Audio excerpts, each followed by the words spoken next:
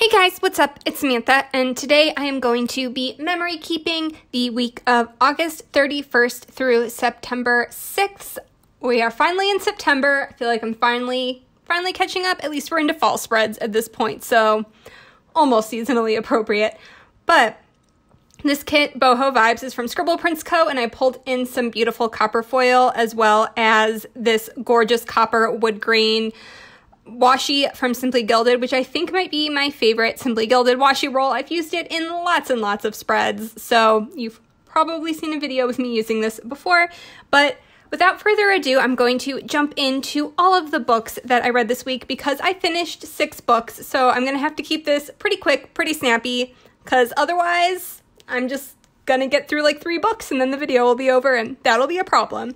So the first book that I read this week was A Song Below Water by Bethany C. Morrow, and I actually listened to this on audiobook, and I gave it a 3-star rating, which actually was a pleasant surprise for me. Based on some other early reviews I had seen, I thought that I wouldn't like this book, and for me, a 3-star is a book that I liked. It was a solid book. I enjoyed it. I'm not mad that I read it. And I definitely will be reading more from this author. I really, A Song Below Water, if you aren't familiar, is about a girl who is a siren. So basically she can use her voice to influence the behavior of men. And because of this, sirens are greatly feared. And it's almost sort of like a witch hunt thing where people will accuse women, black women, because only black women are sirens, will accuse women of being sirens, whether they are or aren't.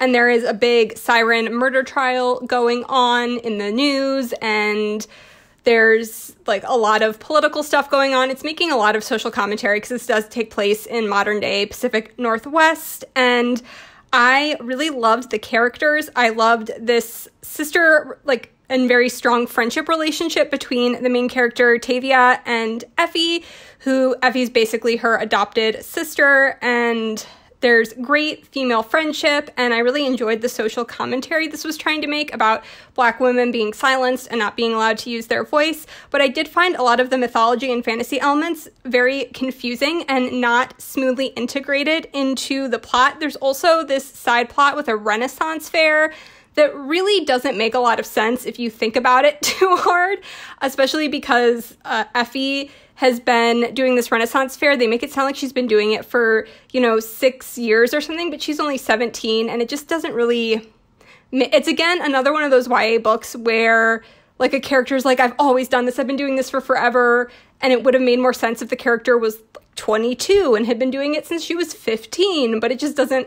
I don't know. The whole thing, didn't really make sense there when I started to think about it. But like I said, I did really like this. I really enjoyed the audiobook, and I liked it way more than I thought I would based on reviews, so I'm glad I gave this a shot. The next book that I read was Cemetery Boys by Aiden Thomas, and I gave this a 4.5 out of 5 stars. This was also an advanced copy, and I really enjoyed this book. If you aren't familiar with the premise, this follows our main character, Yadriel, who is struggling to get his family to come to terms with his gender identity. His family is part of a community of people who help guide the spirits of the dead into the afterlife, and there's very distinct men's magic versus women's magic, and Yadriel has not been allowed to go through the coming of age ceremony to be able to claim his magic because his family believes that he is a girl. And so Yadriel decides to take matters into his own hands with his cousin and performs the ceremony to be able to use the Boho magic, and Yadriel accidentally summons the spirit of a ghost, and that ghost happens to be the resident bad boy from his high school, Julian, and hijinks and adorable romance ensues. I feel like this is just such a lively and spooky atmosphere. I had so much fun reading this. I feel like if you go into this for the plot, you won't be as thrilled. This is definitely more of a character-driven romance story with some spooky atmospheric vibes going on. The banter was so witty and adorable and just made me squeal. I loved the chemistry between Yadriel and Julian. There's really strong characters, and I felt like it hooked me in immediately. I will say, this is why it's like a 4.5 stars for me and not a 5, is the plot in terms of who the villain is was pretty predictable. The villain's pretty mustache twirling, but the romance was just so stinking cute. I had a huge smile on my face the whole time, and I really enjoyed the atmosphere. So I would definitely pick this one up, give it a shot. I had so much fun while I was reading this. Then the next book I read was also an ARC, and this was One by One by Ruth Ware. And I gave this a 3 out of 5 stars. I feel like people either really liked this book or really hated this book, and I didn't hate it. I will say I was a little disappointed by it because I read Turn of the Key earlier this year and loved that one so much, but this is basically a more traditional murder mystery, more like a murder mystery than a thriller, and I would say it's more in the vein of Agatha Christie. If you like those kind of more traditional style murder mysteries, then you might want to pick this one up. We follow a corporate group, like a bunch of people that work for this tech app company who have rented a chalet in the Swiss, I believe the Swiss Alps, and they are there for like a corporate getaway, and there's like some stuff going on with the business in terms of like having an IPO or like not, there's just like, business stuff going on. It doesn't really matter what it was. And they are snowed into the chalet, and then one by one, people start dying, and you don't know who is committing the murders. So basically, this has alternating perspectives between Aaron, who is an employee at the chalet, and Liz, who's kind of the odd one out in the group of guests. I thought the setting was really cool and really atmospheric. I really enjoyed the opening of this that sort of sets the atmosphere of this book. But I found that the cast of characters was quite unwieldy, and I've read plenty of murder mysteries with large casts of characters before, but they all felt pretty indistinguishable from each other, and the very predictable murderer, which is something that I've heard people in other reviews say, that it was very predictable, and I felt like it was pretty predictable, a pretty straightforward plot that sort of detracted from the cool atmosphere of this. I really hoped that I was wrong about who the murderer was and that there was going to be some huge, shocking twist, but it played out in a pretty straightforward manner, which again is what some people want in a murder mystery. They want more of that than like a thriller or like crazy twists and turns. So it was still entertaining. It was very quick. And like I said, I think it's probably the most worth it for fans of more traditional murder mysteries.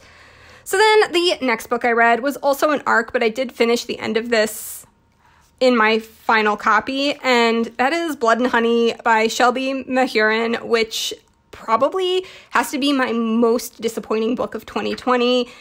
I gave this a generous 2 out of 5 stars. This book was bad. This was so bad. And like, this is coming from me who loves Serpent and Dove with all of my little trashy raccoon heart. This book was terrible. All of the things that I found fun about Serpent and Dove, where I was like, this is not good literature, this is trashy, but I love it, all of that was gone from this. I literally in my notes here just wrote bad. So if that gives you any indication how I feel about this book, the characters felt really off. They didn't feel like the same characters, especially because I had just reread Serpent and Dove. I was like, who are these people?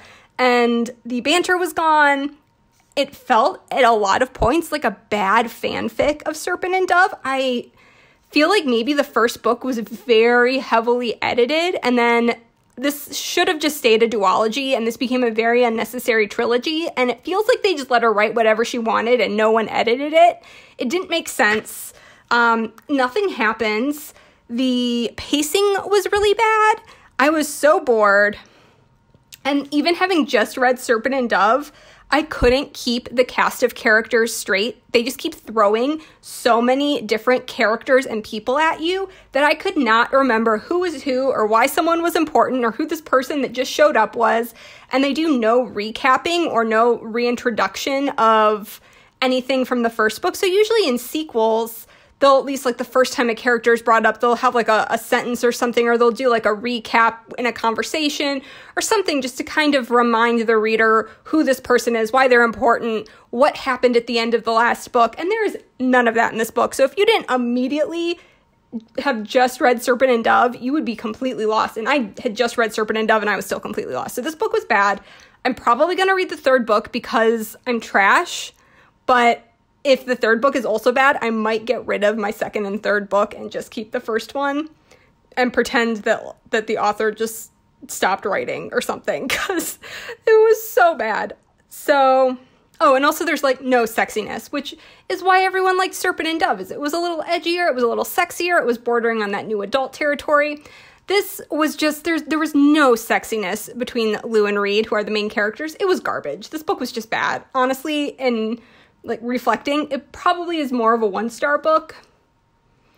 But I think I was just so upset at how disappointed I was that I couldn't like bring myself to give it a 1-star at the time. But looking back on it, it really was that bad. It might be a 1-star book. So then the next book, these were all arcs this week.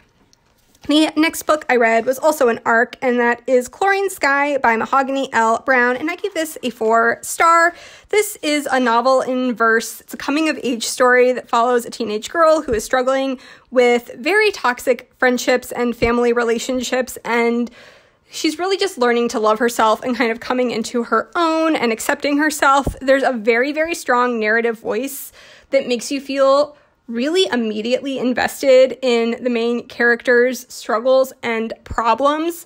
And it was just very, very powerfully written. This is the author's first novel, I believe. So I'm very excited to see what else she writes down the line, because I thought this was a very strong debut novel. If it's not a debut novel, I'm sorry, I'm just wrong.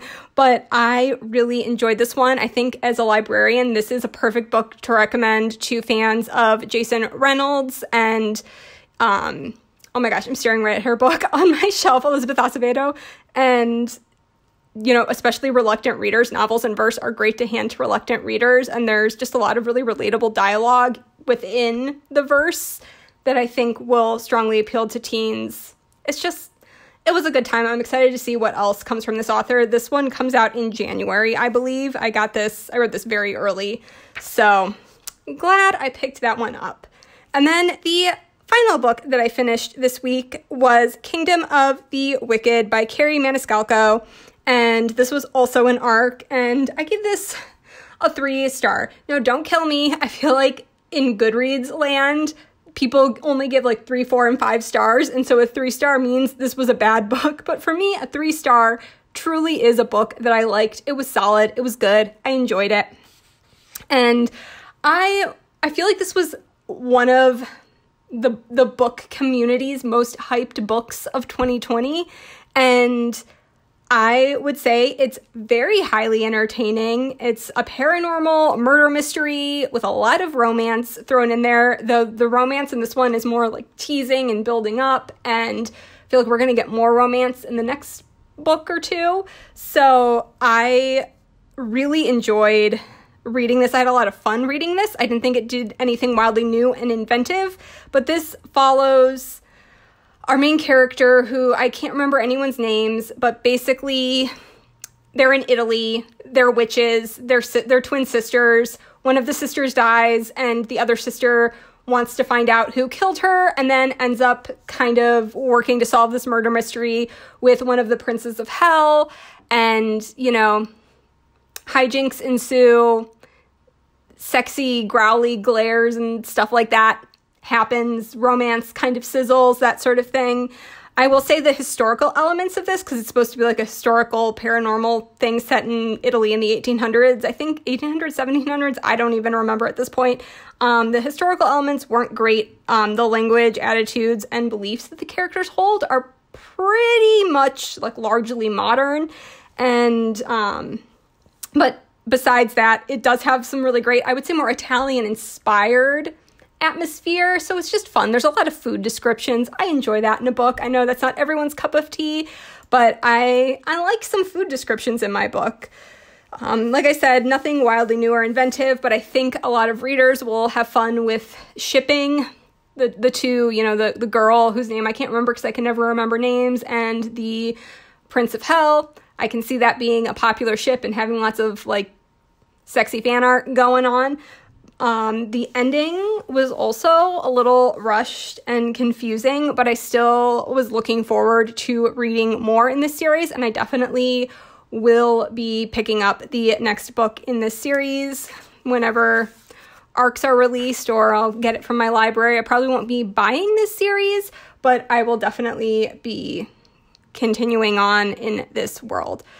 So that was everything that I read this week, and I feel like this was a very strong, successful reading week. You can tell from all of the reading stickers I put down. I did a lot of reading this week. I also played a lot of Animal Crossing, and this was my first week going part-time at work, so that Monday there was so productive. I was able to get so much stuff done. I'm really enjoying having now 4-day weekends pretty much every weekend.